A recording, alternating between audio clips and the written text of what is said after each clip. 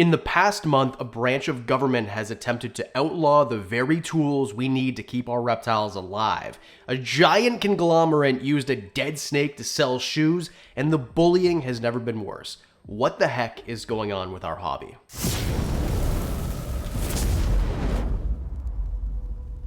In the last few months, the Department of Energy has cracked down on the efficiency of bulbs, and this means the ones that project infrared energy, like the ones we use, basking bulbs, for example, like this one, might be going away completely. What a basking bulb does is it projects infrared energy, and it uses the light to attract the animal to so for example, bearded dragons, right? Diamond has a basking bulb. He has an area that catches the heat. It is a very inefficient light source in that it produces some light, but mostly heat. So that's what we use to heat our animals. The problem is the Department of Energy sees these as inefficient household lights, which is true because these lights, the halogen lights that we use for basking bulbs and the UVB bulbs, some of them, these are considered general service lamps. That's the terminology that they use. And general service lamps, which are thought to be used for your home, need to be a certain amount of efficiency. Basically, there's, I think it's like 45 lumens per watt, something like that. Just to simplify it,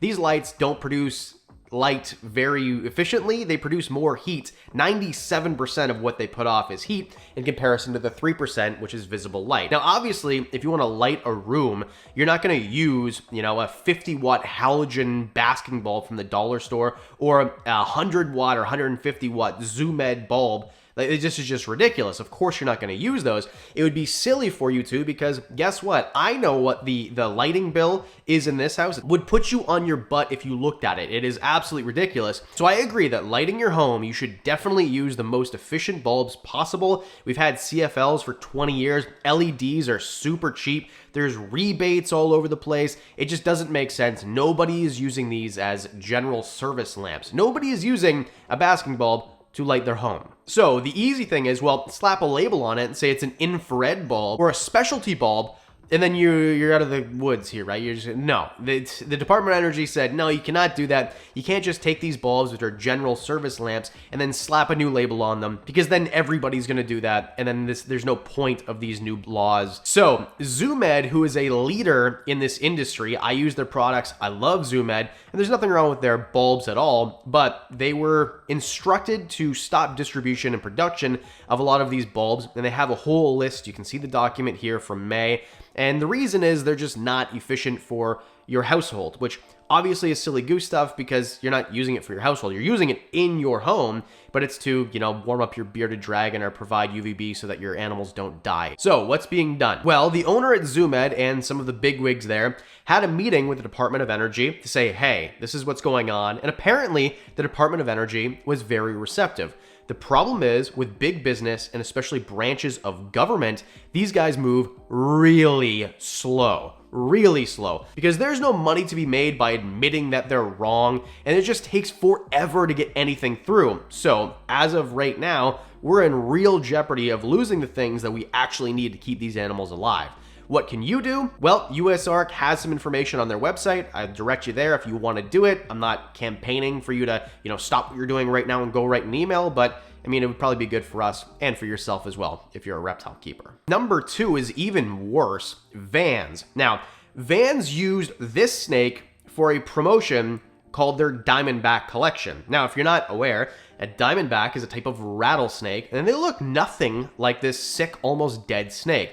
Diamondbacks are really cool animals, but there's a reason you wouldn't want to use them in a photo shoot, especially if you're not a reptile person or have a reptile handler, which apparently they didn't. Vans is a company that I've given my money to since high school. I used to wear Vans all the time. They're super uncomfortable. I don't wear them anymore, but I did used to look like this. And when you're an emo kid in 2007, you actually have to wear Vans. It's part of the whole thing. It's like a contract that we sign and everything. Anyway, Vans, the whole problem here is they have 9,500 employees, something like that, right? This is a $3 billion company. So with companies this big, You don't just make an ad and then it goes up. I mean, this ad was in production for a long time for sure, and dozens, if not hundreds of people would have saw this ad and had to approve it before it goes up. Basically, the way it works with really big companies, to very much simplify it, is it starts here and then it has to work its way up to management for a final approval. So many people would have saw this. And being that it's such a big company, I am shocked that they didn't reach out to a reptile person to say, hey, you know, does this look good? Is this a healthy animal? Like, especially the welfare of animals being such a big thing. Can you imagine if this was a dog or a cat this emaciated? I guess I should touch on that. If you're not familiar with ball pythons, which is what this is an emaciated ball python that is clearly very much dehydrated. And all of us thought that they were dead. We thought this was a dead snake. I made a TikTok and a reel on Instagram. If you don't follow me on Instagram or TikTok, please do. I'd really appreciate it. It was my most watched TikTok, now that I spend a lot of time posting on there. But either way, the point is, all of us made a big hoopla or stink about it in the reptile community, and then it was wiped off the face of the earth. You can still see the pictures, but Vans is no longer promoting this. They're not using this image anymore. And then you have to think to yourself, okay, is Vans the only people behind this, or is it maybe someone like Cult Crew, which is the production company that actually put this together? So not only is it Vans who had the final approval and had to do their due diligence, right? If you're the boss, right, everything is your responsibility. It's all your fault. But the production company should have vetted this also. So what happened was someone reached out to Cult Crew and said, hey, what the heck is going on? This is a sick or almost dead snake. And Cult Crew actually responded, but it was very disingenuous what they said, and it really wasn't true at all. Apparently, this snake was an employee's snake, and it looks like just, you know, a bumblebee ball python, right? So this person bought this snake for 40 bucks at an expo and obviously threw it into an enclosure and doesn't feed it, and it's dehydrated. Anyway, Cult Crew said it is well fed and well hydrated. No. This is not, you see the thing, right? This is not a snake that is well fed, well taken care of, well hydrated. This snake is in bad condition. And then they said, oh, the shoot took no more than 10 minutes. Listen, bucko, I promise you this was not 10 minutes. It was 10 minutes to set up and position the snake, which actually probably was pretty easy because the thing looks like it barely has enough muscle mass to even move itself. But I can tell you from experience, traveling the world with professional photographers and videographers, when you take a photo of an animal that looks like it took 2 minutes, like you did on your iPhone with your pet this morning, I promise you, setting up the lighting took 25 minutes. Even if it was direct sunlight, because it looks like it was outside, there is equipment that you use to make sure that it's not just direct sunlight beaming down on the snake. You're putting a bounce sheet over here and over there and a filter up here. Like, I promise you, it took longer to set up, never mind, to the whole shoot being 10 minutes. I was talking about in an episode a few weeks ago about how to shoot this Europlatus fantasticus, the group took 3 hours, and we're a bunch of YouTubers, not professional photographers, trying to put a campaign together for one of the biggest shoe companies in the entire world. I promise you, it took forever. This snake was stressed out. It doesn't want to be in the sun that long, and if it's still with us, who knows? Now, I did say in the TikTok and the reel that it was a dead snake. I was wrong. This is not a dead snake. In fact, there was a video of it wiggling around, like the locomotion was so off, I guess. I haven't seen it. I'm only reporting what I've heard, and it looks like Vans and Cult Crew did the best job ever removing this from the internet because I just cannot find this video. So was it dead at the time of the shoot? No. Is it now? Maybe. Either way, Cult Crew did eventually apologize, but Vans isn't even really acknowledging it, so I don't support Vans. I'm not saying that you shouldn't or boycott or go for anyone's job. I think that's silly goose stuff, but anyway, something to consider next time you're in the shoe store. Okay, and the last thing is ridiculous, and I'm so angry about it. But before I get angry, I want to say thank you guys for watching the channel. This is not an ad. I want to give you some stuff. We're giving away hundreds of dollars worth of merch and stuff for my travels, currency from around the world. I've collected like snake sheds from king cobras and sand from faraway beaches and all this stuff, and I'm giving it away in a big prize pack worth, you know, hundreds of dollars. All you have to do to enter, there's 2 ways, because I'm giving 2 of these away. First of all, the free way, if you subscribe to Facebook, TikTok, Instagram, and on this video, comment prize pack with a random 3-digit number. That's how I'm picking. You're entered into the draw. That's it. Follow the social, make the comment, wham bam, Bob's your uncle. August 2nd, we'll draw a name. Maybe it's you who wins. The second way, which is way easier and better odds, if you do all of those things and then join the Patreon, any of the tiers, it doesn't matter. I'll be drawing on August 2nd for a second prize pack only for Patreon. So anyway, if you want to win a prize pack, that's how you do it. Let's get back to the video. Third on the list, bullying. Okay, so bullying is part of every hobby. I've been part of a lot of hobbies before this one. Before I was a reptile guy, I was a competitive bodybuilder. I was, you know what, deep into fitness, okay? Making diet plans for people and everything else, all right? So I understand how brutal communities can be, and that one is worse than this one by far. But when it comes to animals, opinions all of a sudden turn into fact with no actual evidence, and people start to use the word abuser a lot and start to throw name calling at people, and it just is so silly goose stuff. Now, obviously, I want to give you a direct example, and I'll give you two. I got an email from a subscriber, and this person was pretty upset because they were banned from the ball python Reddit. So I'll put the entire string up right here so you can see what he emailed me.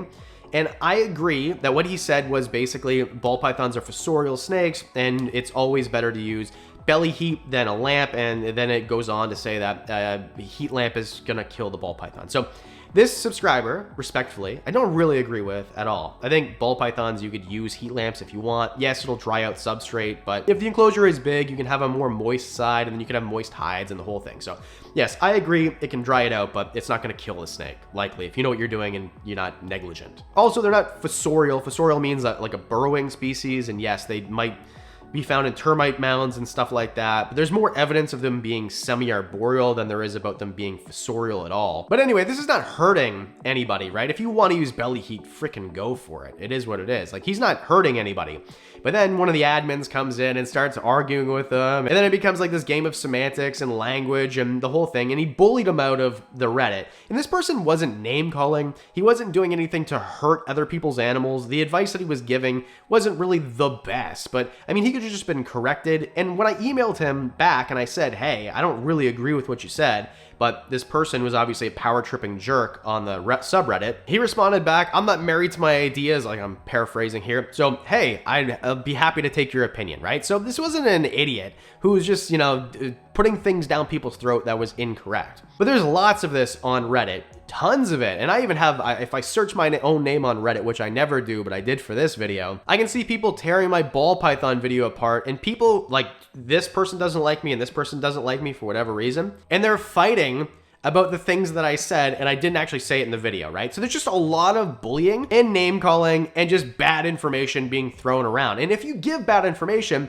okay, probably don't do that, but you don't need to be attacked for it unless it's, you know, feed leopard geckos batteries, that, like, you know, stuff like that would be different. But anyway, another example, last week I made a video called These Reptiles Don't Need UVB or something like that, right? And the whole idea of the video was to bait people in who didn't want to use UVB, who wanted to, you know, take a shortcut or not spend money or whatever their prerogative was, and then explain to them why UVB is important for even reptiles that we don't need UVB for. But in the video, at the end, I said that corn snakes don't need UVB, which until now, no one has given me any compelling evidence that they need it. I said, if you want to use it, great. It's maybe beneficial, could be beneficial, and I likened it to, you know, it's beneficial for me to take 37 vitamins and get deep tissue work and sauna before I go to bed and stuff like that, right? Like, that's all beneficial, but no one's saying that I'm abusing myself if I don't do it. Same thing with corn snakes. Just because they're, you know, the vitamin D in their blood goes up a certain percentage, like, quantify it into, you know, it's bad because of this, this is what changes in their behavior. Does the snake actually know, right?